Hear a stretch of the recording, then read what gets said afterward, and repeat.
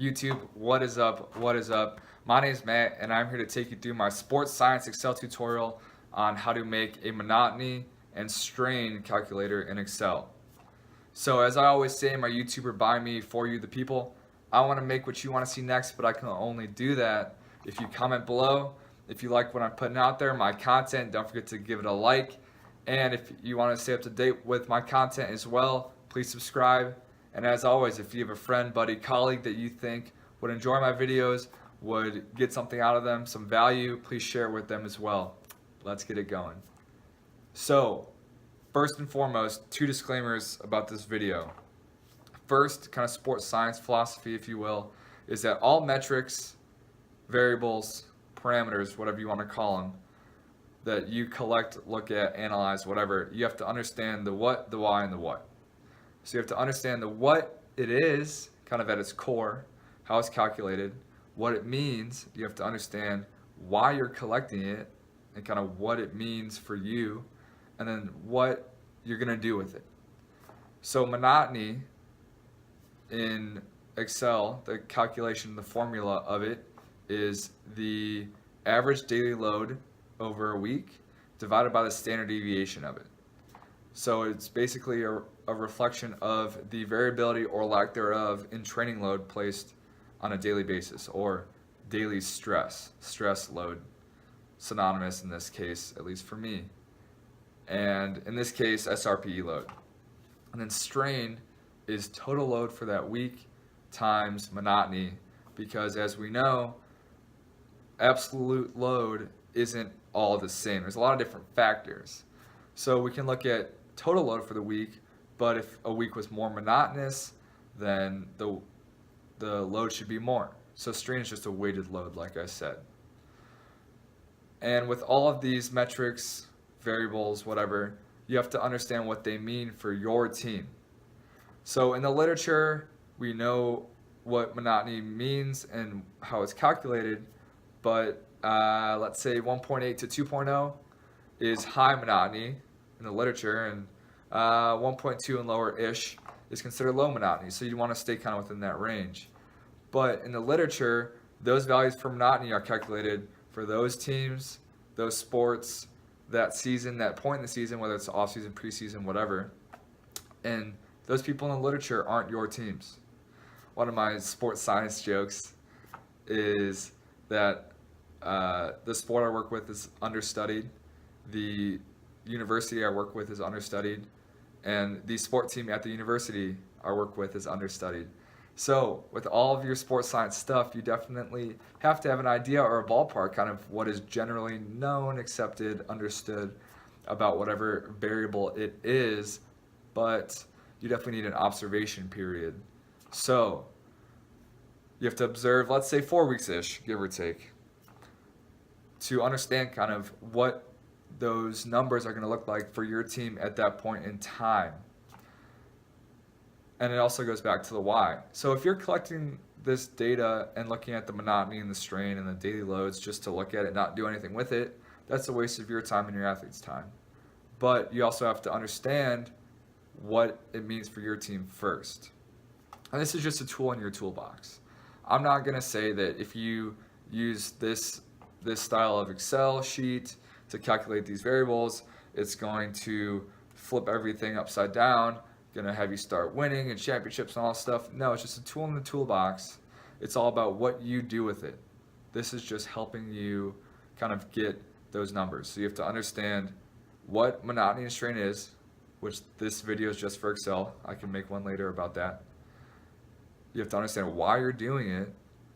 Yeah, it's cool. Oh, we calculate, oh, this week was this monotony, this week was that, whatever. But what are you going to do with it moving forward? That's the point of sports science to an extent. And then the what of what you're going to do, like I just said. Second disclaimer, I'm going to go through the index and match stuff pretty quickly. I'm assuming that you've already seen the first video, which I'll put in the description below. And spoiler alert, I'm going to show you how to use hidden columns or rows, depending on the situation, to your advantage, because not everything in Excel has to be shown. So there's my little 2 cents about sports science, little philosophy, little of the kind of bigger picture. This is just Excel. This isn't telling you that your team has to stay in this range or that it means XYZ for your team. It's all up to you. And I'm assuming that you've seen the first video. So let's get it going second time. All right, so here it is, the monotony and strain calculator that I've set up. So first I'm going to explain the sheet. I'm going to show you kind of the hidden rows. We're going to get into how to make the formulas, and then we're going to go from there. So first I'm going to freeze the panes in the top leftmost cell because I want the dates to stay where they are when I scroll, and I want the athlete's name and everything to stay when I scroll if you have multiple weeks. I'm going to do that for both my data entry tab and my monotony calculator tab. So first, this is set up to calculate load RPE times duration for every session. Daily load is the sum of every session that day. I have 2 weeks for my 5 athletes. And then at the bottom, I know this is pretty brutal to look at, but I'll explain why this is and how to fix it at the end. So this is just the average RPE of the 5 athletes for each session. The duration is going to be the same for the athletes, which is why I've left this blank, because we'll copy and paste the athlete formula.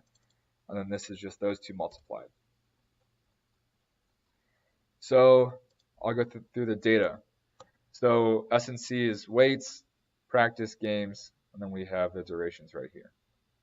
So we have weights Monday, Wednesday, Friday, Tuesday, Wednesday, practice Monday or Tuesday through Friday, both days, 1 game on Saturday, and game Saturday, Sunday on week 2. So just to keep that in mind. So we have our daily total load already set up, but let's get a weekly. So you want to sum all 7 days. Then you want to average all 7 days as shown with what each box means right here. So monotony, like I said in the intro, average daily load divided by the standard deviation, STDEV, of those days. And then strain is total load times monotony. So like I said, it's a weighted load for that week. So the reason why these are divided by 0 is because we don't have any data yet. So this isn't the prettiest, but like I said, I'll get to this at the end. So assuming you've already seen the first video, if we were to match his name right here, absolute reference it to keep the column the same but go down in rows, if we move this 1 row down, then instead of looking for B5 for his name, it'd be looking for B6, which isn't his name. It's technically a blank. So what I did is I inserted a row. So right click, insert, but because I already did it, I'm just going to unhide. So we're going to use our new inserted row as kind of a name column, if you will. So what I'm going to do is equals and then B5. So it's spitting out Mike. So like I said, if we were to take this formula and take it 1 down, it would be looking for B6. So that's how, if we were to match and use this, then that's how it would go down. It wouldn't work. So I'm going to absolute reference this. So we're always going to look for B5, and I'm going to drag this down. So everything within Mike's rows says Mike, and I already did this for the other athletes. So first, index. Where do we want to look? Now it is important that we include these purple rows when we're looking for RPEs. This is just for RPE. So it's lined up with the date and it's lined up with the session. So we have our index. Now, how many rows to go down? And if you're indexing and matching between tabs, it'll show the tab name right here. So we already did our array, comma, rows. So first, I want to match the session name, where to look for the session name, right here. Remember, we had to include this purple row. So session name all the way down, right here. And I'm looking for an exact match, close it out. Now, we're still on row number. So we're going to do a plus, because there's a summative function, or you can use match in a summative fashion, if you will. So match his name and where to look for it. Now, the reason why this is only going to be this section of name is because Mike will always be 1 under the session name, Sally will always be 2, and so on and so forth. Because if you were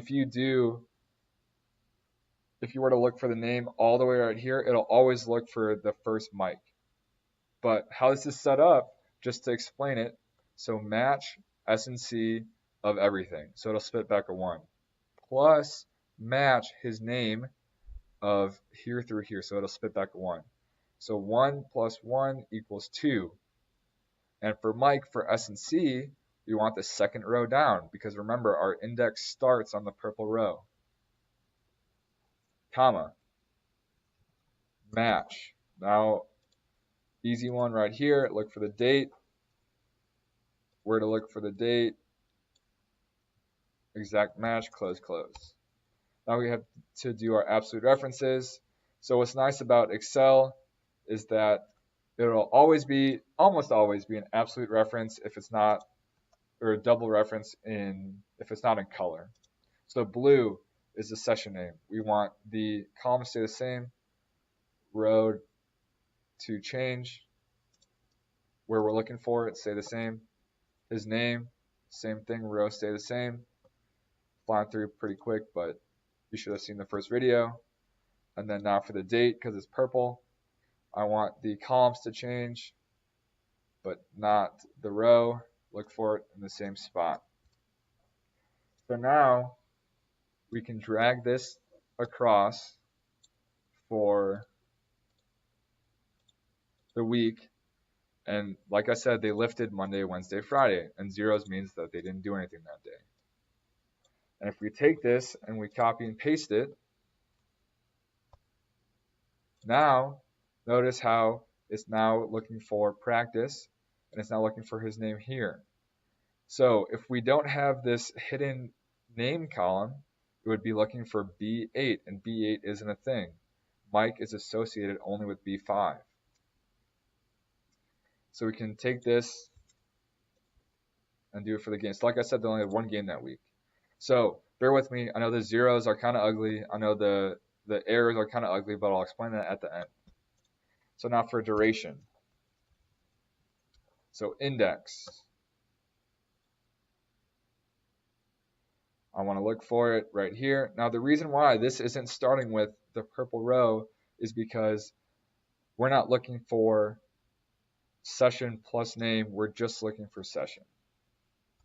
So how many rows to go down? Match this. Look for it right here. Exact match, comma, match. Oh. Look for the date. Look for it right here. See, I froze the panes. Yeah, froze the panes. That sounds weird. So now my dates move with me, which is nice. Look for an exact match, close it out. Boom. References, stay the same. Stay the same column.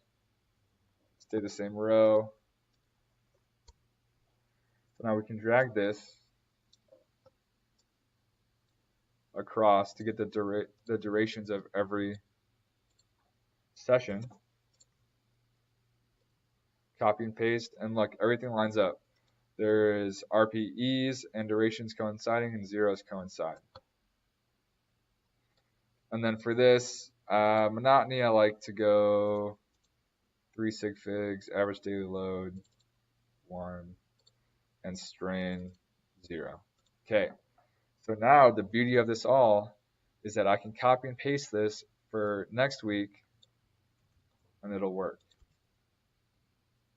So like I said, weights was only in the morning. Oh, so now you can double check yourself as well. So it looks like I accidentally left weights duration for Friday. Weights duration for Friday. And look, it's gone. Perfect. So now we can copy and paste this for every athlete. And they're going to have their own. So for example, Joe had 5250 units and Sally had 5580. So this is all individualized to each athlete. And just to double check ourselves, the formulas are looking for Molly and the session name. And the duration is always going to look for game.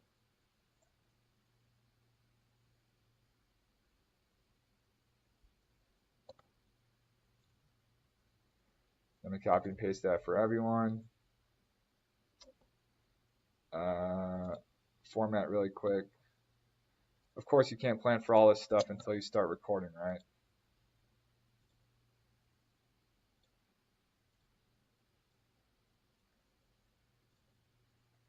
Just to make it look pretty, despite all these zeros, which I will get to, I promise. Okay, so like I said, the average has to be down here. The average is averaging the RPEs, but the durations, because this formula is universal, I can copy and paste it right here. So notice how I use this. It's looking for game, but now it's looking for S and C. So I'm going to copy and paste it now for the following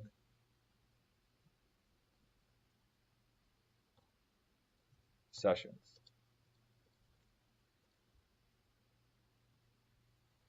And now we can hide this. And if you were to click on it, you can see right here it's looking for it, but it won't show it. So now we have all of this, and then we can copy and paste this as well. So what's beautiful about Excel is if you do something once and you do it well, then you can copy and paste it and it saves you a lot of time, which took me a long time to learn, and I'm excited to share it with you guys. So the reason why you're using our average RPE for every session and you're not averaging everyone else's monotony is because you're not averaging their calculated variables, you're averaging their actual sessions. So there you have it, a monotony and strain calculator for multiple athletes, multiple weeks. You can set it up to where you just copy and paste it once. You know how to calculate the averages. You know how to use one formula for everything by using a name hidden column and then kind of using a divider for each session. So I explained why one index goes here for everything, one match only goes to these names. So there's a summative feature of match to help you with your indexes. And there you have it. So there you have it, my sports science Excel tutorial on how to calculate monotony and strain. So I know I said bear with me because it got a little ugly with all those zeros and the divide by zero error and whatnot, but my next video, little spoiler, little teaser, is going to be how to hide stuff like that, kind of 3, 4, 5 different ways that I use when you have your formula, but you don't want it to show anything. So for monotony specifically, in this spreadsheet, zeros for each individual session you can get rid of, but when you're looking at total daily load, A 0 is an off day. You need that 0 to contribute to the standard deviation and the average. So, like I said in the beginning, it all comes back to the why. This video is just for Excel purposes. You have to understand what monotony is, which I can make a video explaining. Comment below if you want to see it. You have to understand why you're collecting it, basically what it means for you and your team, you as a sports scientist, and what you're going to do with it moving forward. So I don't want to sound like a broken record, but I want to make very clear what the scope of this article is. The scope of this video, I typed too much. The scope of this video is to explain Excel and how you can use it to calculate a certain metric, not what to do with it. And yeah, I hope you enjoyed it. Don't forget to comment, like, and subscribe. That's all I got for you today. Appreciate it.